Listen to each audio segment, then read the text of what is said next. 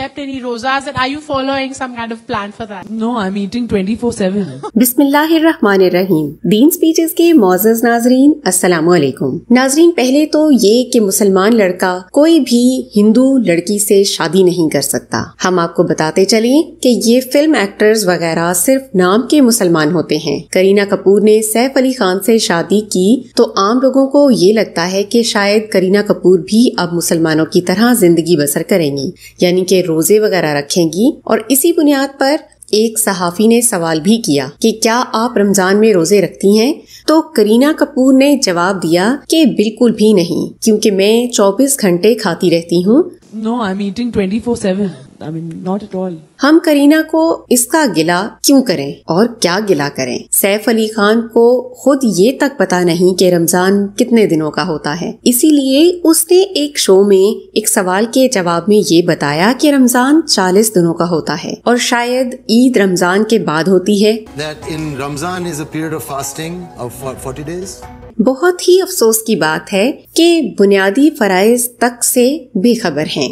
Doctor Zakir Naik कहते हैं कि एक सहाबी आया आप सल्लल्लाहु अलैहि वसल्लम से कहने लगा कि मैं तबाह हो गया। आप सल्लल्लाहु अलैहि वसल्लम हैरान हुए और पूछने लगे क्या हुआ? तो सहाबी रज़ियल्लाहु ताला अन्हु फरमाते हैं कि मेरा रोजा था और मुझसे बीवी के साथ हम बिस्तरी हुई। The Prophet says, "What is the matter?"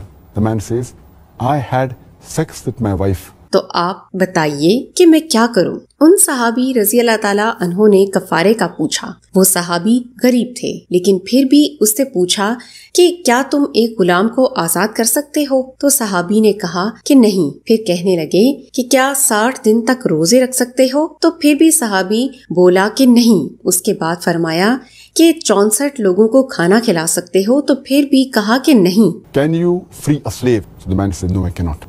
Then the Prophet asked, "Can you fast consecutively for 2 months?" The man says, "No, I cannot."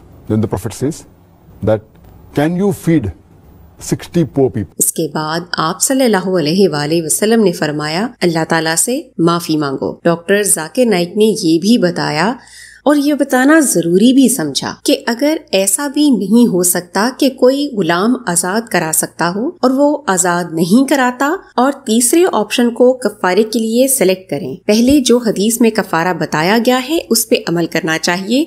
अगर वो इस दौर में पूरा ना हो पा रहा हो तो फिर दूसरे ऑप्शन के साथ जाना होगा। उसकी भी हैसियत नहीं तो फिर तीसरे ऑप्शन के साथ। If a person can do the first thing, he should not jump to the second or the third. The first is freeing a slave. If he cannot do that, if he doesn't have the money or cannot find a slave, then he can go to the next option.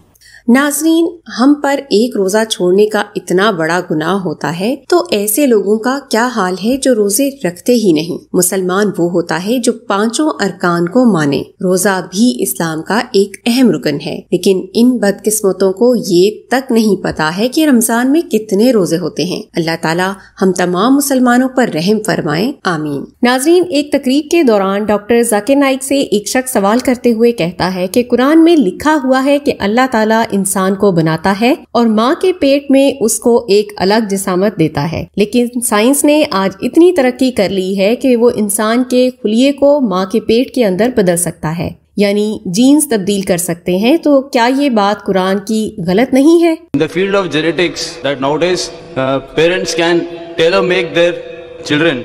If they want to have a very bright student, they can have it. Doctor Zakir Naik ने जवाब देते हुए कहा कि हाँ, कुरान में ऐसा लिखा हुआ है, लेकिन साथ ही साथ ये भी कुरान में जिक्र हुआ है कि अल्लाह ताला के हुक्म के बिना कुछ भी मुमकिन नहीं है।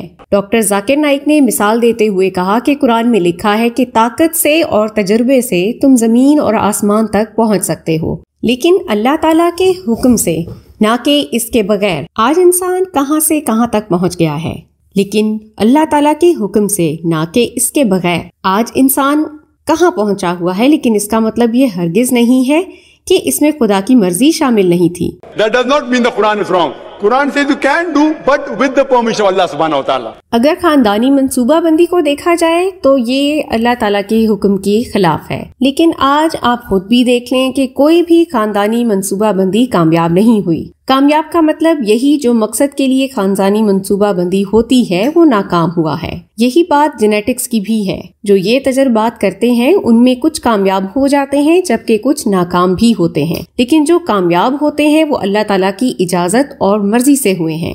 امید ہے ڈاکٹر ذاکر نائک کے ان جوابات سے اور ان کی ان باتوں سے آپ ضرور مطمئن ہوئے ہوں گے۔ اسی طرح کی ایمان افروز ویڈیوز کے لیے آپ سبسکرائب کیجئے ہمارا چینل دین اسپیچز۔ ہم ملتے ہیں آپ سے اگلے ویڈیو میں۔ اپنا خیال رکھیے۔ اللہ حافظ۔